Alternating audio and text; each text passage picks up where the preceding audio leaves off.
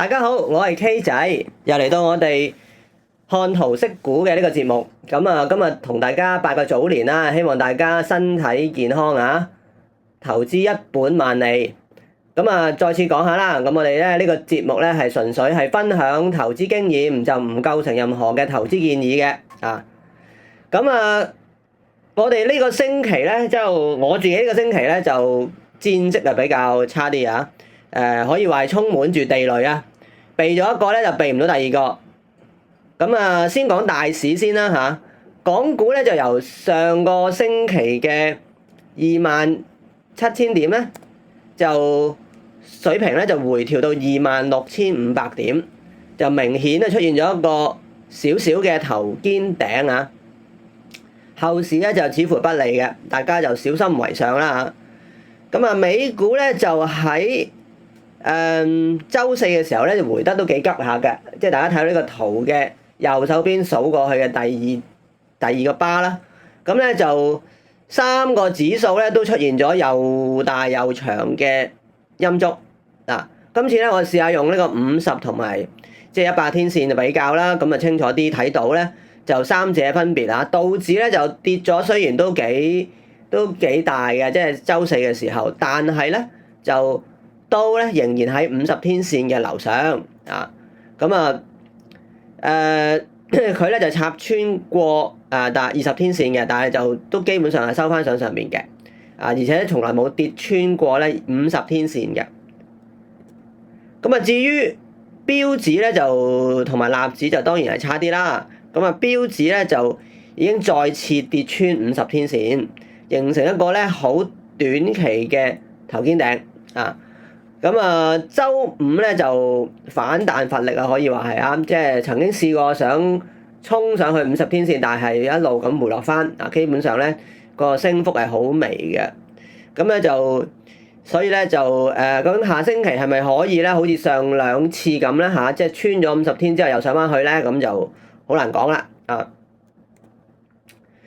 咁啊〜納指咧就本身就都弱㗎啦，咁啊上週咧已經跌穿咗50天線，咁啊呢一週咧就跌穿埋150天線添，係啦，咁啊繼續係頹勢嘅，可以話係啊。咁啊好簡單講完呢個呢啲大市之外啦嚇，咁咧就我哋講下個股。我之前覺得咧美股嘅通訊服務板塊咧都唔錯嘅，咁啊試咗一個強勢嘅。我都試一個啫，定係唔夠膽試得多啊！強勢即係話嗰個 SCTR 嘅 ranking 比較高啊，遲啲有機會再同大家講 SCTR 係咩嚟㗎？咁總之就係佢嘅比較強勢㗎啦。咁嘅 ASTS 啊，呢間咧係即係一間通訊嘅即係板塊裏邊咧，原本都幾強勢嘅公司嚟㗎。咁啊，好似有個杯柄形態，但係咧我就係102.207就買入。咁啊，星期三就已經覺得唔妥啦，即日買即日就沽咗，就96.3毫四，咁啊輸少當贏，結果咧果然咧喺週五嘅時候咧就跌咗15%，就跌到去82.1。嗱，咁呢個可以話咧指示得啱嘅，雖然都係蝕咗，但係都叫做啱啦。咁啊，週四嘅美股咧下跌都幾深嘅，但係咧金銀鋁嘅回調咧就唔算好大啊，因為大家知道啦，即係過去嗰一年度啦，就金銀鋁呢啲咧升得好犀利㗎。咁啊，佢嘅今次嘅回調咧，都係大約同個大市嘅下跌比例差唔多。週五咧甚至有反彈，比大市嘅升幅咧要多嘅。咁啊，我有一隻咧就係即係鐵礦石股啊，就 VALE 啊。咁咧就喺舊年咧就11.7毫9就喺10月嘅時候買嘅，10月底買嘅。跟住之後去到12月初咧，我又再加咗注，咁一路升上去咧，就升得都相當好啊！即係基本上咧都大部分時間咧都係喺5天線樓上啊，從來冇穿過18天線嘅啊！咁啊就一路去上到去，咁啊上到去最近咧，我就喺2月2號2月初嘅時候咧，我就只賺咗一注，有15.6毫7啊！咁啊都有幾好嘅升幅啊！咁啊加埋大概都有賺接近5個幾6蚊咁樣啦嚇。咁咧就跟住咧我就keep 住一注嘅，咁咧就諗住就佢如果咧再下跌觸及18天線咧，我就再止賺啊。咁啊幸好咧，其實就去到週五咧就佢咧就升翻上嚟啦。咁啊就輕輕地掂過下啊呢個18天線嘅啊。咁啊要睇睇下星期啦，我就睇下星期啊。咁啊，而家咧手上面比較多咧係一啲嘅資源股啊，其實就科技股得一隻嘅就係 SNDK，咁係做嗰啲所謂快閃記憶啊、固態硬碟同埋記憶卡呢啲資料儲存嘅啊。咁啊呢個板塊比較怪嘅就係其實咧最近啲科技股跌得好犀利下，咁但係咧佢差唔多係唯一領先嘅，即係科技裏邊啦，唯一領先嘅板塊啊。咁啊跌市之中咧走得幾穩嘅，昨晚咧就其實仲有得。即係星期六啦嚇，星期六咧就星期五，sorry，星期五咧週五咧仲有得升嘅，咁咧所以咧就仍然持有住啦嚇。不過咧我有心理準備嘅，如果佢跌穿20天線咧，我就會止蝕㗎啦。咁而家咧可以話係有少少係 risk off 嘅環境啦。咁我傾向咧就買入啲公用股啊、必需股啊、呢啲啦。咁公用股其實我得一隻嘅啫，就係 AXIA 啊，大家有興趣可以留意下 AXIA 呢個股份。咁啊有回調嘅。但係咧仍然齊企得好穩啊！咁啊必需品咧嘅股咧，我得幾隻嘅啫，就係有可樂啦、TKO 啦、TGT 啦啊，咁啊另外有一隻叫 CASY 啊，咁啊前兩者咧打算長期持有嘅，咁所以就唔會咁快止蝕嘅。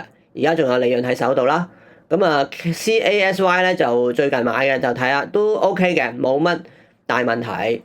咁啊，似乎咧就我認為咧大宗商品嘅牛市仍然係趨勢嚟嘅，所以咧仍然持有住呢啲相關嘅股份啦。咁啊，大部分嘅回調咧都係觸及10週線到嘅啫啊。咁啊，有啲甚至冇觸及過嘅，咁所以都仍然係可以話係一個即係向上趨勢啦嚇。咁今個星期咧就最慘咧就係港股，我就買咗一隻叫做蒙古焦煤啊975。咁啊慘嘅地方又唔係代表蝕得多，而係話佢由賺變蝕啦。就係週三咧覺得佢係一個杯柄啦，咁就買咗。咁啊其實係估中嘅喎。咁啊大市成交爆上去嘅喎。咁啊所以咧就我就喺12.8買嘅。咁啊又結果週四咧就爆咗上去咧，就大陽燭帶上去14.27。點知咧週五就出翻個大陰燭，17% 跌咗啊！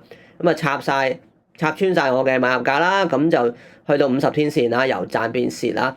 咁啊，我都趕唔切做一下子咧就忘記咗 set 個止賺止蝕位啊，結果咧就即係由賺變蝕啦。咁啊，結果就跌穿咗50天線。咁啊，如果接近跌破就快跌破50天線，咁啊，如果跌50天線我就會止蝕㗎啦。咁啊〜下次咧遇到呢啲咁急升嘅股份，我都係早啲咧設呢個止賺位啊，止蝕位會好啲啦啊。咁啊，港股方面咧，再講多少少啦，就係過去個星期咧，我睇好呢個內需裏邊嘅奶製品股嘅。但係呢個板塊咧，就其實唔係隻隻都得㗎啊。咁啊，我咧就會揀一啲200天線樓上㗎啦。咁譬如我呢度列咗，呢度總共有9隻股份啦，裏邊有4隻都係咧，係喺股價喺20天線之上嘅。咁咧就係咪10隻喎？你有係咪40係啦？10有9隻啦嚇。咁咧就呢4隻股份咧裏邊咧就我都唔係隻隻買嘅其實啊。咁我就買咗咧，我就買咗一隻嘅啫，其實就係1112啊 H&H 嘅國際控股。咁啊有啲原因嘅，因為咧我覺得佢形成咗一個類似係 VCP 嘅嗰個形態啊。咁啊 volatility contraction pattern 啊，所謂嘅嚇 volatility contraction pattern VCP 啊，咁就係話咧佢每次咧下跌咧就嗰個成交都有啲收縮嘅，咁而且咧就每次上升又增加啦，咁而且咧就形成咧一浪高於一浪啦，咁樣啦，就尤其是係個底部啊，底部咧就越嚟越高啦，咁樣。不過咧，我就喺嗰個幾多錢買咧？我就喺大概14個幾15蚊嗰時候個位買嘅咁樣啊，咁啊。過去大市咧就過去兩三日跌咗成800點，但係佢一直喺高位度喎。咁啊，而且咧佢仲比較快，比我預期中快咧，升破咗咧呢個 VCP 嗰個頂啊。咁咧就撞咗上去。咁啊，我反而有啲擔心啊，因為我原本諗住佢咧至少都要回一回做多個圓底啦，起碼都要啊。咁咧但係就冇喎，咁就係咁上咗去啦。咁就我就打算佢17蚊就止賺，因為17蚊嗰度咧有一個好耐以前嘅一個頂位啊。咁啊諗住17蚊止賺啊，希望得啦嚇。OK，我就未止賺嘅嚇。咁啊，嚟至於蒙牛咧，蒙牛都係200天線之上嘅，不過咧蒙牛200天線咧就向咗下嘅，即係仲未向上嘅啊。咁就比較早啲啦，咁就望個樣有啲似係一個杯柄位啊。咁我期望佢真係個杯柄位啦，咁就未買嘅啊，睇下會唔會有機會要買入啦。咁呢個都會係一個機會嚟嘅。咁啊，美股咧其實就整體嚟講咧就會係作出比較深嘅調整有機會啊，尤其是係納指啦嚇，納指肯定係啦嚇。咁啊仍然所以咧就而家最好嘅策略都係避開啲成長股啊。咁啊，包括嗰啲科技股啦嚇，甚至咧連呢啲頭先講嘅通訊服務嗰類咧都似乎應該要避開嘅。咁啊，部署一啲資源啊、防守性高嘅股票啦，咁啊，甚至除咗係頭先講嘅嗰類之外咧，其實甚至你可以話能源啊，另外嗰個啲嗰啲 materials 啊，即係資源股啊，甚至咧係呢個美股裏邊嘅地產啊，即係都咧值得可以大家留意下嘅。但係咧而家 VIX 咧就已經去到20左右噶啦，咁咧就基本上就應該係要減少買股，咁啊控制下自己啊嘅買股衝動啊。我呢句説話講俾自己聽嘅啊。咁啊，港股咧就比較難料，因為其實佢又唔算好高位啊，但係咧就回調落去咧，如果頭先講嘅頭肩頂咧，有機會真係去翻23,000都得嘅，即係有可能啊，可能一下，唔知係咪啊？咁呢個就要等年假之後咧先至會見到真章嘅，應該係啊。咁下星期最主要都係美股啦嚇，咁我哋係留意下美股啦。好，咁啊咧講到呢度，我哋咧就下次即係過咗農曆年之後咧，再同大家年嘅年初6、7度啦，先再同大家見面啦。OK，再次同大家拜個年啦，希望大家馬年順境啊，身體健康。好，拜拜。